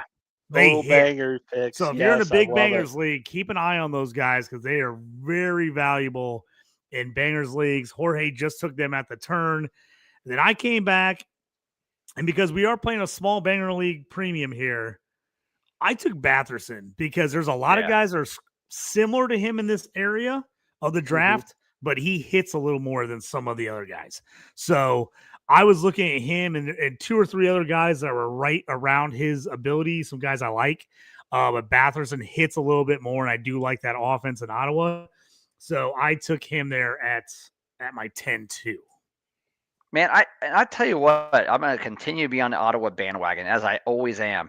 But you look at their top line with Kachuk and Stutzle, and then Fabian Zetterlund actually come over from San Jose last year. And then in the second line, Dylan Cousins, right? One of those Buffalo guys actually come over with Drake Batherson. Third line, Shane Pinto again, and then Claude Giroux, a great third liner there. And really Greg on the third line as well, who actually will hit quite a bit as well, shoots at a high percentage, if I remember right. And then Lars Eller, who's actually been a proven winner, and then Nick Cousins as well. So if they can get any goaltending at all from Linus Ullmark, which Ullmark has done it before, telling you, man, Ottawa, they got so much offense. This is one of the top 6 or 7 power plays in the entire NHL. I love getting Ottawa players, especially Batherson this late. Toast, this is going to be interesting here as JT99 just got Marchenko and Thomas back to back. He went defense early. Now with everybody else having to go defense, there could be some offensive guys that kind of fall in here. This is going to be interesting kind of with the draft strategy, how this works out. Yeah, you guys talk about that. So Kaprizov, Eichel, and Robertson just killing it the first 3 picks. You just decide to go ahead and go Hedman, Fox, Morrissey, and Theodore to actually just go ahead and just round out and get done with the defensemen. And then they come back with DeBrincat, Marchenko, and Robert Thomas. It's a very interesting strategy, especially getting Robert Thomas as your second center. All I'll say is this: better not have injuries right at the skater position, at the wings and center position. If you do, you're in trouble. But if you don't, you actually come out unscathed here and don't really have any injuries at all, it could end up being a really, really good strategy here. And now they just really got to come out and just get some goalies for sure. Yeah, Aaron, talk about your last couple of picks. You've gone heavy D here the last 3 picks. Yeah, and it's just out of pure necessity. I skipped all, so typical. Well, I forgot the phrase that we use. Zero. No, zero G's. Zero G's. I went 0 D's, so that sounds bad. But anyway, 0 D man. I'll say that. Well, talking about the 0 D strategy, Aaron, we got a couple comments here. Jorge says Dominic Hasek coming out of retirement. That would be amazing. If he did, Buffalo might make the playoffs then. And then one of our favorites, John Martinez, says, can't find Eddie Belfour in the queue. Where is he? I need a goalie too. He's making his two absolute legends at the goalie position. I think Belfour, he's got like his own spirits now. What does he have? Does he have a whiskey or a bourbon or something like that? I thought that's maybe awesome. Yeah, I remember reading something about that. I know Chelios has the tequila. Yeah, Chelios he does that. Bandito Bandito or something like that. And I think Eddie Belfour, Eddie the Eagles in on that too. Hey, and off the board here, Yoshi finally going 10-7. If he ends up playing a fairly consistent schedule, that's an absolute steal at 10-7. Yeah, to pair him up there with Uyghur, as TC25 actually does there as well. I mean, those normally are maybe you get defensemen you get taken the 3rd and the 4th rounder. You get at the 4th and the 10th. My guess is here's the deal: Yossi's probably going to play. I mean, Right. this is your gut feeling actually says that. Last year, only 53 games, right? He ended up having the issue. So he has been a little bit off and on, but he's a gamer. He's one of the best to do it in a long, long time. He's coming up on his age 35 year. He's going to want to go out with a bang here. He probably has a couple more years left on that contract, is my guess. Or heck, this could be his last year on the contract. Who knows? I have to actually check that out on capwages.com. But good pick there with Yossi this late in the draft. Well, like you said, Toast, I know unfortunately your family's got experience with it, but knowing that if you know what it is, you know how to treat it, if there is treatment to it. So yeah, maybe, that could be definitely the if it doesn't, kind of slow Yossi down at all, or if he's got a good consistent treatment plan. We already know he's a top level athlete. He takes care of his body. He's well known for his his puck handling, his skating. He's world class at this. If we see zero impact, that could be the steal of the draft at round 10. Yeah, for sure. And talk about steals of the draft, man. There's this. I like this 13th round. This 13-round thing. It's a little bit different, right? Because we're not actually drafting bench, and so things are kind of happening a little bit different. Where if we had 20 rounds like we normally would, you would actually not see these defensemen just come off in a fury like we're actually doing. But I am tickled pink here at this point to go ahead and take Darnell Nurse at the 10-10, a guy who's actually probably going to put up close to 200 shots on goal. He'll have almost 150 hits, 150 blocks as well, a little bit of everything. Plays on a winner, like getting Nurse here. And then Aaron, you and I actually been talking about this a little bit. I'm coming back here with my second goalie. I'm getting Aiden Hill. Hill is a hidden gem this late in the draft.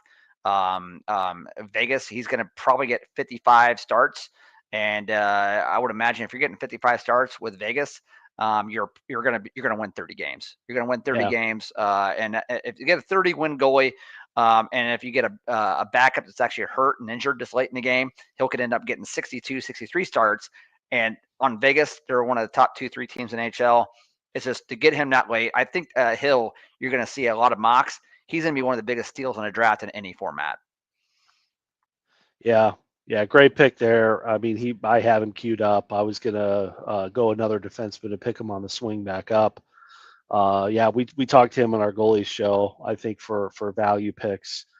I agree with that. He could, his numbers could be, second tier type, like basically what you just laid out. Playing on that contender, Stanley Cup contender team, majority of the starts. Yeah, great pick there. What it reminds you of is remember when Boston actually got the most points in NHL history. JJ Peterka. What a sneaky ass pick by Martini there. But Martini's a really good roster. Always actually good in the fantasy as well. And Peterka, that's a great late pick there. I love that.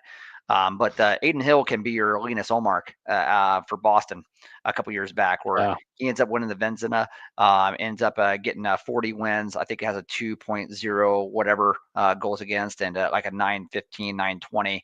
Hill could do that. He can. It's just that this is the first year, right? He's got that responsibility. He's never been close to 50, over 50 starts. So you wonder, but man, it's definitely worth a flyer this late. And JJ Peterka, 11-2, love that as well. JT, would you like to actually recap our 10th round here and all the way up to 11th, get it caught up as we finish up? Yeah, absolutely. As I'm deep diving down this roster to see who's still there. So here in the 10th round, we started things off with Sherwood at 10-1, a nice guy in a bangers league, a lot of hits, a lot of blocks. Wade Batherson at 10-2, Rob Thomas went at 10-3. McAvoy went 10-4. Doogie Hamilton 10-5. Gustafson, Benny D's favorite guy. He's not the same Gustafson, but he loves the name. Gustafson, goalie at 10-6 for Minnesota. Yoshi at 10-7. Sorkin from the Islanders, goalie at 10-8. And then a banger's dream, another guy, Wilson from Washington, going 10-9. A guy that hits. Just got to worry about him getting suspended all the time. And then Nurse at 10-10 going to Toast. And then Toast started off the 11th with Hill, goalie from the Golden Knights. Peterka, great pick, Utah at 11-2. Periaco from St. Louis, 11-3, a guy that was on my list here. Montour, defense end for Seattle, 11-4. Another guy that was on my short list of defensemen I was looking to draft this round. So now we're on to 11-5, Ultra Iron Man on the clock. And he takes Barzal, Ooh, center, yes. right wing eligible Nice. for the Islanders. Another team, kind of like we talked about with Carolina, in the fact that those guys kind of drop a little bit because they're usually so defensive oriented. People kind of forget about them in fantasy, and you can get some of those guys at some really nice value. You know what's going to be funny? After we end up drafting here, we're going to talk about a lot of the guys that went undrafted, and we're going to be shocked that, like, oh my gosh, like, how did they not get drafted, right? There's so many good players here that are actually still on the board that have great deployment. Good teams are actually playing on line one, power play one, that are going to still be on the board, because in this format here, but don't be concerned by that at all, especially if you're actually listening. Be like, how did that actually happen? We're only drafting 13 rounds. We're actually trying to fill just starter positions only. So if we were actually doing 18 rounds, 19 rounds, and full of bench, these guys probably would have already have went, right? So but we'll have to talk about those guys. Yeah, we're definitely going to see some defensemen and some goalies that are going to go off a little earlier than expected because of that. If we were having, a bench, some of these guys would be getting picked up and filled in as backups for center, right wing, left wing before some of these defensemen would go. So keep that in mind as you're recapping.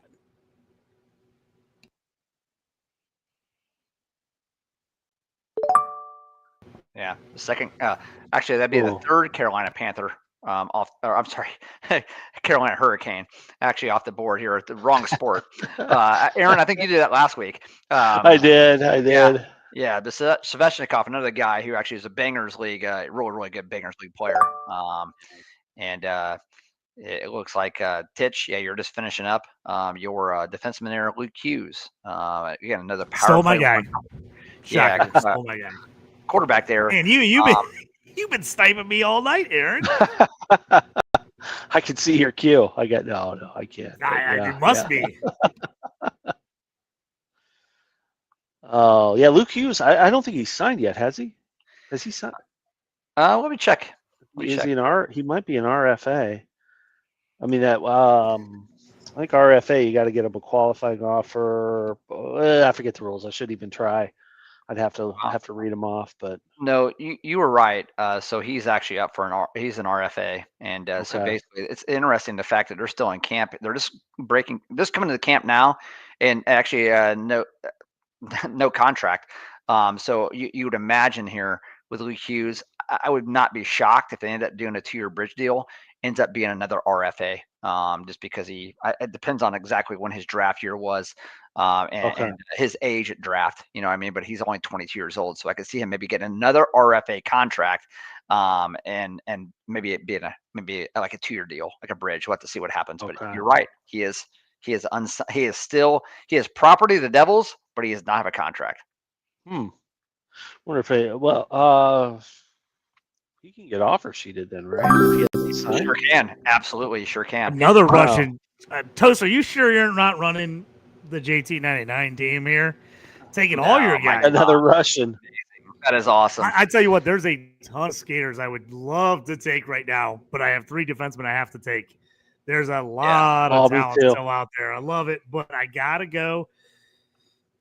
In a redraft, I want to take a guy that's going to get me points. If he's a defenseman, you either got to go hits and blocks, or I want a guy that's on a good offense where he can get me assists. Time to take him. Got to take Dallas. Powerful offense. He doesn't get a ton of hits and blocks, but he's going to be out there a ton of time. He's going to be able to get you a lot of assists. He's going to be in the mix. So at this point, I'm grabbing a guy like him. Yeah, I want to actually call out Jorge here, being a novice here, as he claims anyway. And he's rolling us. Yeah, I really, really like his strategy there. Fade defenseman, fade goalie. And when I do get defensemen, a bunch of meatheads, a bunch of bangers, man. A bunch of guys are just going to get a crap ton of hits, a crap ton of blocks. You're going to get some PIMs there as well in the event that you're actually going to count that. I'm going to get 24 minutes of time on ice a game as well. They're going to be on the ice. I like the strategy. Load up on the skaters. then just get a bunch of meatheads and a bunch of goons there for the defenseman there at the end, and then coming out with a guy like Stolars, man. Stolars at goalie there at 11-10. You do wonder, Joseph Wall, how much are they going to be the split time? But here's the deal. He could end up maybe getting Wall. I'm not suggesting he actually does. He can't in this format, but normally he may like that stack, right? Can't do a stack in this format we're doing today, but a stack wouldn't actually be bad here. So good job, Jorge. I like it. And John Carlson this late. Wow. Yeah, a guy who could actually never stay healthy, and he'll probably play a grand total of like 40 games this year. But this late in the draft here, JT, very, very good pick at the 12-12 or the 12-2 pick. I remember taking him in like the third round of our draft like a couple years back, and I'm like, I'm getting him here in the 12th. Definitely injury-prone guy, but when he's out there, he scores points. He gets you assists. At this point, I thought it was worth taking the chance on him. I know I'm probably going to get some DNPs from him from being hurt, but when he does play, he gets you good points here. I'm going to take the old wily veteran at this point, and I'll back him up with some younger defensive players later in the draft. If I was typically drafting, that's what I would do. Nice. Yep, we're going to see a bunch of goalies run here. Everybody fill out their rosters and defensemen here. And if I could time this last round here, we do have maybe an auto pick or two, but we're probably looking at here in the next 4 or 5 minutes, we're going to be done. And again, just salivating some players out there still. Just still can't believe it. Oh, absolutely. Absolutely. I'm looking at this now. I got 14 players in my queue. So last couple of rounds or again, I know I've kind of sealed my own fate here with my strategy of trying to, being my hand is forced to draft some of these guys, but there are some huge names out. Some guys that had some really, really breakthrough seasons last year. I think they're on the cusp. They're going to build onto that. The other thing I stayed quiet on, because you guys called it out, both of you individually and collectively called it out, but Martini again with the JJ Paterka. He's one of those guys that again I just see big things for him this year. He snags him in the 11th round. I mean, wow, that team's it continues to don't mess it up now, Martini. If you're on or you're listening, you got 2 picks to go to possibly pick the perfect team. We should run these stats. I'd love to keep these teams. Another thing too, you talked about Jorge. His defensemen, none of them are going to get a goal or an assist, but they're going to get with those hits and those blocked shots. They're going to get 3.5, 4 points a night. Yes. And some of these guys are going to get goose eggs. So, Luke Hughes, he's not hitting or blocking. If he's off the score sheet, he's not picking up a couple assists. He's a big goose egg. I don't know. I think I'd probably rather go the route that Jorge's gone here. So yeah, he's totally slow rolling us. Absolutely. And Ultra Iron Man, who is new to fantasy hockey, but somebody's actually going to play in our listeners league as well. Gets UC Saros at actually 12-6. So everybody can crap on Saros all they actually want, but here's the deal. Saros, I guarantee you last year, I'm just in an awful Nashville situation there. But they should have been way better, and they have a lot of veteran presence there. Should be a lot better. But you're talking about volume starters at goalie. He's going to be the volume starter again. The last 4 years, 67 starts, 64 starts, 64 starts, and last year 58 starts. And what was a lost season? Didn't matter at the end, right? So whatever. He will be over 60 starts again. And that's all you actually want this late in the game for a second line goalie is to actually have starts, right? You need volume. And UC Saros is a great pick there this late in the draft. 100%. Huge miss by me. I took Markstrom in that round. If I would have seen Saros, that would have been a no-brainer, and huge miss, huge pickup there by Ultra Iron Man. Well done. Yeah, if you're in a league that's going to count saves, goals against, be bigger on save percentage, all that, and less for wins, losses, he should go higher than this. If you're in a league that's heavy wins, losses, then maybe you're staying away from him because you don't know what Nashville's going to be like again. But if you're in a league that only gives you like -1 for a loss, but gives you like 0.1 for every save and goals against, he's a guy that should be higher up there. Yep, and another good pick there, Sam Montembeau by Daler. They're 12-8 as well. Again, Montreal. We're talking about volume starters as well. Just a really good value. Let this actually be a little bit of a lesson for everybody. That goalies, you can wait on goalies, especially if you only start one. wait. If you have to start two and you're actually only in, let's say, a 10-team league, go ahead and actually just make sure you maybe getting one 8th, 9th round and get another one like the 12th round there. So but if you have a 16-team league, then that changes everything, right? Because then you're going to have 32 goalies, especially if you start two. Depends on the scoring format. That's when goalies get squirrely, right? So you may have to reach for one a little bit earlier than you actually wanted to there. But in this format here, Montembeau, that this late is pretty awesome. Yeah. And taking Montembeau, if this is outside of a mock, you keep an eye on Dobish. Again, there's a lot in the rumor mill, a lot of eyes on him. Had a pretty good debut last year. But yeah, Montembeau should be our clear number one there in Montreal. Toast jumping in there, taking Ekblad. He was my guy. He was my last pick here. If he would have got back to me, and then Pionk was my second guy. So you're right there, Toast. Read me. Those are the two guys I had at the top of my queue for this last round. I think if you wait on defensemen, two guys that are pretty good offenses that can get you some points, but they also do hit and block a little bit. So they're not huge bangers, but they're gonna get you close to 100. And so you're in the mix with those guys. So those are two guys, if you wait on defense, are guys I really like. Yeah, and Pionk is a guy who actually plays on a really good Winnipeg Jets team, and he's going to get you the over 100 shots on goal, over 100 hits, and over 100 blocks as well. Just steady Eddie as it goes.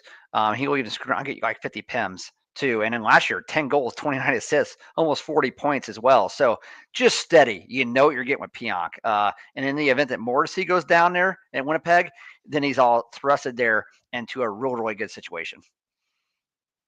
Toast, we got another really good question here from Jorge. With defensemen late, aside from hits, should I look to emphasize those with a track record of high number of assists? I think it depends on in the event that they're actually on a power play. If they're on a power play, you definitely want to go ahead and take assists into account. But it's hard to actually get power play guys to actually also hit and block. Like not every single guy is like a Mort Sider, right? Where they hit, they block, they're actually on power plays as well. But just because a guy actually had a good situation the year before, a lot of actually assists, I would caution against that, right? At this point, the guys who actually score points, when I say goals and assists, they're gone. At this point, you're actually getting the meatheads, which you actually done a really good job of, Jorge. So, and hey, a very good defenseman there. The rookie there, Nikishin there for Carolina. This is a guy who actually is 23 years old. Come on last year. Let's see here. I don't know if he actually had an interesting pick. I just know he's actually he's the guy that's got a KHL guy. Upside, right? Yeah, he's lots got of high upside. I was looking at him. I was like, man, is this the time to take a shot on a guy like that on Carolina? Yeah, really interesting pick there. Yeah, it is for sure. We talked about him on I think on our defenseman show, but a guy that pretty much had a very, very solid playoff. So he is trusted in high pressure, must win situations. I think he'll have a huge season this year, and he's in the 13th. Yeah, he's round. one of those guys that might be a little lower on projections and some things. Yeah, but if you watched last 100%. Year, you saw that he got quality time when they needed it. So you would think he's a guy that's going to go into this season that should way outperform what typical fantasy people are seeing where they've got him ranked. Don't you guys think? 100%, yes. Yeah, I'm just curious to see who's going to be. What's the last NFL player taken? Mr. Irrelevant. Mr. Irrelevant. Yeah. He was in Mr. Irrelevant here. But this draft is probably going to end where you actually have Matthew Tkachuk still out there, Nico Hischier out there, Tomas Hertl, Rupe Hentz, Logan Cooley, Ivan Demidov. You got gosh, I would even say Stamkos, but we'll see. But Dylan Strome doesn't give you much of peripherals, but he'll actually he plays with the great one, Ovechkin. So just a lot of good players left on this board. But Heischer and Kachuk really stand out for me. Yeah. Top of mind, do you know Heischer's? What's he battling? What's his injury? I think it was a day to day. So it looks like Yeah. I don't think he's day to day. He actually suffered something in the World Championships. So I just think it's one of those situations where Fantrax actually has him a little banged up, but I think he's fine. Nothing I've actually heard of that's gonna be an issue. Yeah, he's the guy that I would take. If I had another spot, I would skip a defenseman, take him, and then come back to fill my defensive spots. I actually like him a ton. He's another perfect example of Devils players that can't stay healthy. He keeps getting, nicked up, but whenever he's healthy, he's really good. He's a guy that, to me, if I could grab him as my third center right now, I'd be pumped. Yeah, and I think in most formats where we actually have a bench, he would have actually probably went somewhere around the 10th round. So we're in round 13. He would have run right 9th, 10th round. He would have went. Yeah, his Fantrax ADP right now is 82. So he's the guy you're seeing going about 8th round-ish. Yeah. Somewhere there, late 7th, early 8th. For sure. We got one more auto pick here, and we'll actually wrap up. It's been a really good mock here. Again, remember, next week we're going to have a categories mock, and we'll do something very, very similar here. Tonight we're actually clocking in. We're going to finish right at an hour and a half mark for the actual mock, and an hour and 40 for the podcast. Something similar next week, and then the betting show on the 30th. We're every Tuesday, 9:30 Eastern Standard Time, and the betting show is going to be a lot of fun. And then again, the live cast. You guys can't miss the live cast because we're really we may dress up a little bit, right? Actually, wear our favorite jerseys. You may see us a little bit out of character, so to speak. Just a whole lot of fun to kind of kick off the season. And we'll definitely have some 3-leg parlays where I love to actually on the opening night pick a goal scorer that's maybe around plus 400, plus 500, plus 600, and parlay them together and actually get your plus 10,000. Last year I hit 2 of 3 and was coming really close to getting $5 to win like 5,000 at that point. But those are fun. We're going to do some more of that. Oh yeah, ride or die bets. Everybody's betting those. That's fun times to get those going. Look at this run on goalies. Talk about as a Blackhawks fan. What about the Knight signing? Let's talk about that a little bit. Yeah, so it's a great signing for the Hawks. I believe that contract was 3 years. I want to say it's somewhere in the neighborhood of like 5.8, 5.9, if I remember right. I had to get that out and check it out. But for where the Hawks are, and actually Knight being, a 24-year-old goalie. He's got all the pedigree. I remember when Florida drafted him, they drafted him like I think I'd say the 13th pick. I was going to say 10th pick overall. And they already had Bobrovsky. That was actually the first year that Quenneville actually went over to Florida as their coach. And they drafted Knight right away. And Knight, his stats won't actually jump off the page at you last year with the Hawks. He was 5-8 with a 318 and 894. Don't let that fool you. Knight actually played really good in front of a really bad Hawks team. And last year he was 12-8-1 with a 240 with a 907 with Florida as well. This is a young goalie who actually has been playing. Most goalies actually don't start playing until, they're 25, 26, 27 years old in the league. He actually come out here and has actually been playing meaningful minutes as he's been a 20-year-old as well. A great signing for the Hawks. Yeah. And go ahead, Aaron. And I think too with they've got. Draft just ended. Looks like we got a little. Hey.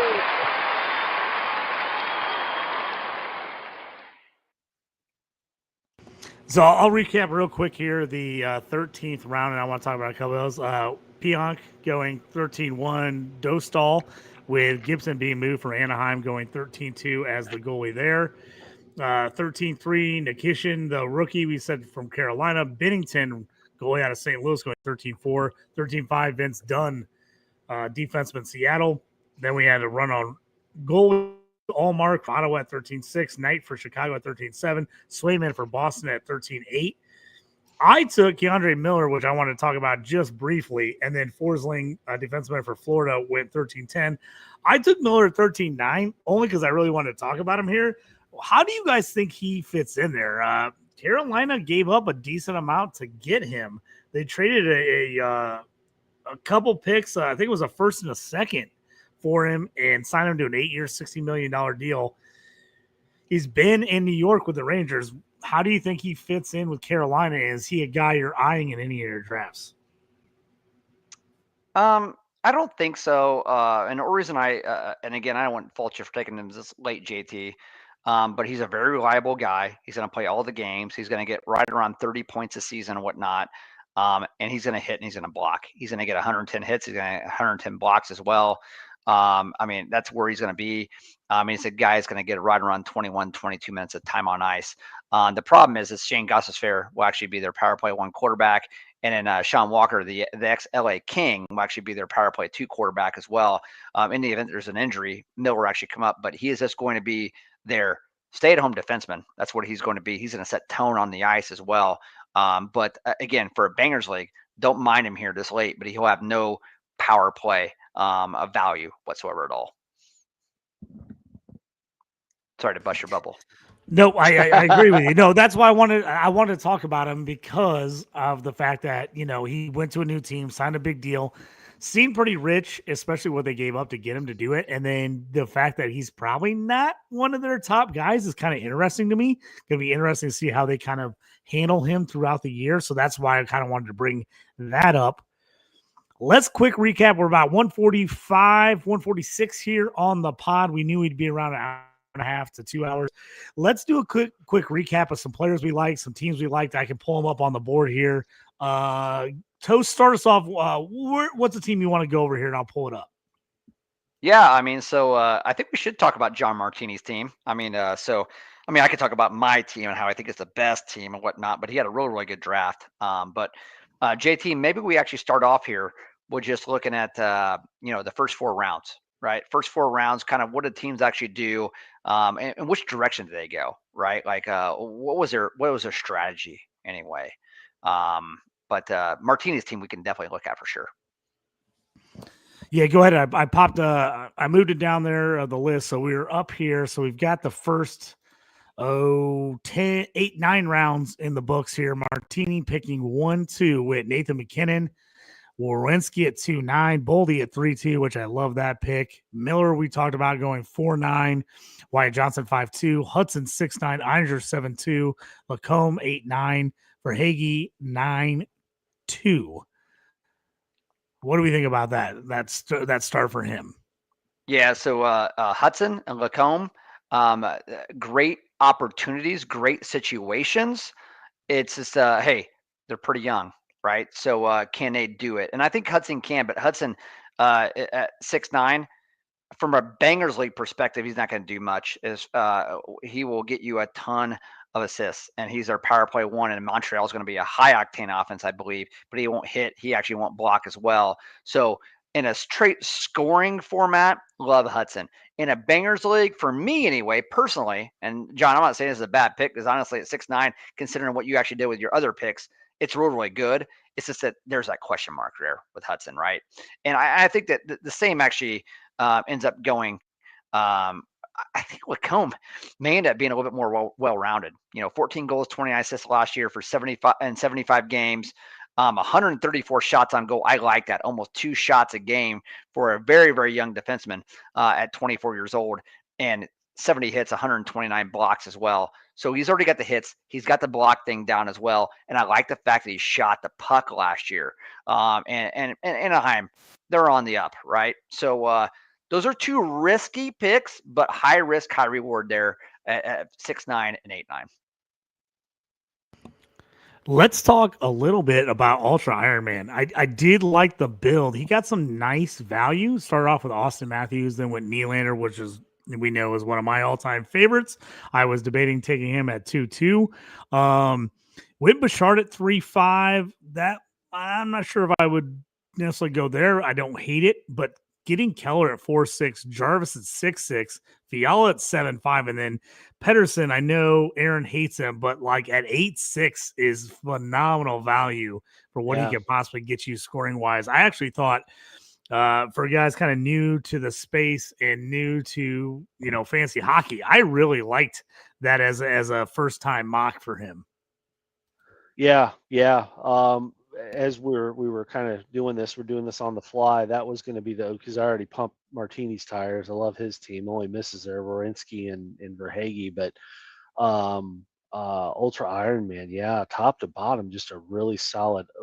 Probably my favorite pick.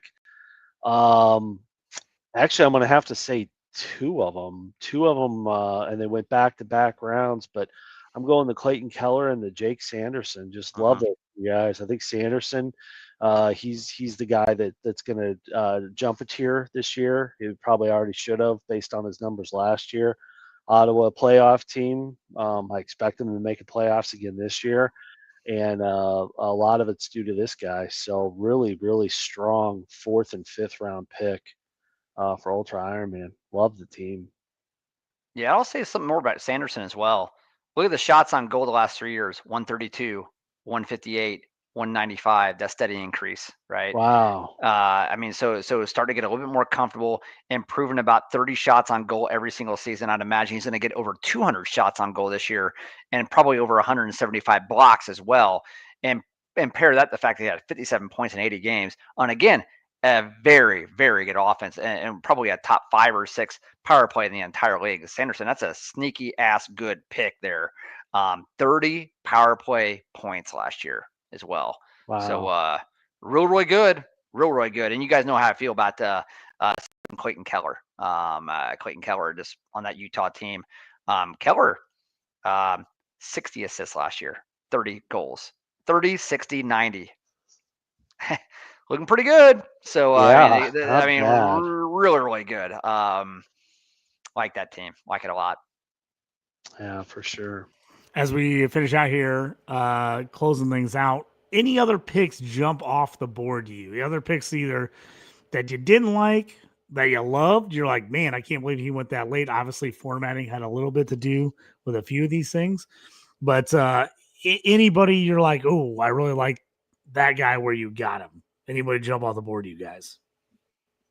Not necessarily a guy, but just overall performance. He's the new guy, Jorge. He's stuck to his strategy. I'm going to get bangers, and I'm going to knock them all out. I'm going to get my skill guys out of the way, and then I'm going to shift gears into a banger league, and that's exactly what he did. So, my hats off to the GM there for sticking to the plan. Yeah, and when not only when he actually did go skaters, he got skaters who could actually bang as well. Right. Ovechkin, I know. and Meyer and Tavares. Good goalies, a little bit. Kyrou is one guy won't get your peripherals, but and 6'1", that's really, really good as well. Just a good job. Just a good job from a guy who's like, hey, I don't have a whole lot of experience doing this. It's honestly, I'm not saying like you just go straight on the stats. But this is as an example, if you have a plan, you got a plan, you're actually going to stick to it as well. And in the end, I always tell new fantasy managers in the end, especially if you're going 20 rounds and you're like, hey, maybe it's just a straight scoring league. Don't overcomplicate this. Actually look at it where you go look at the top 7 or 8 goal scoring teams in the NHL last year, see who's on their first line, and they're actually power play one as well. And actually look at their last 3 years, and if they actually shoot the puck, take those guys. Right, you're not going to go wrong. Those are your mainstay. Those are your kind of your go-to, your bread and butter, your safe picks. Right, so get your core out of the way. Your first 4 or 5 picks with skaters, and then actually take a bunch of meatheads. I've said that several times tonight, but just do it. And honestly, you're probably going to end up coming out in the top 3 or 4 in your league. Definitely. Well, fellas, great draft once again. We'll be back next week. 9:30 Eastern, 8:30 Central Time, bringing you another mock draft. Categories, correct? That's what we're doing next week. Category draft. So if you're in a Cats league, that will be one you want to check out as we get balancing. If you have not, hit us up to join the Listeners League. Hit us up. I think, Toast, are we full or we got 1 or 2 spots? I think we might have a couple spots still available. Two spots still available. So if you want it or you know a friend who wants it, make sure to hit us up. Join the Listeners League. It's going to be a really good time. If you've never played fantasy hockey, this is the perfect opportunity to get out there and just try it. No money down for you guys. We're just going to enjoy it, talk about it throughout the season on the podcast. And we're hoping to get a nice little reward from Trophy Smack, one of our partners here. Get a nice little cool little reward for whoever wins the league. So we'll put that together for you guys as well. Thanks again, everyone, for joining us here. Fantasy in Frames, Hockey Around the Ice podcast. Check out everything tomorrow night. Wednesdays, our fantasy football night here on Fantasy in Frames. So Wednesday night, all kinds of action for you. Check me out on Shoot the Gap. Jorge's going to be there with me as well, and a bunch of other shows. So if you're in Redraft, you're in Dynasty, you're in IDP, we got it all for you on Wednesday nights on Fantasy and Frames. Once again, hockey season, less than 3 weeks away, fellas. Insane. It's almost here. I have it for you. We appreciate it. Thanks for Toast. Thanks for Aaron. Joining me tonight, I'm JT. We will check all of you guys next time. Thanks again for joining us here on Fantasy and Frames Around the Ice Hockey Podcast. We'll check you next time.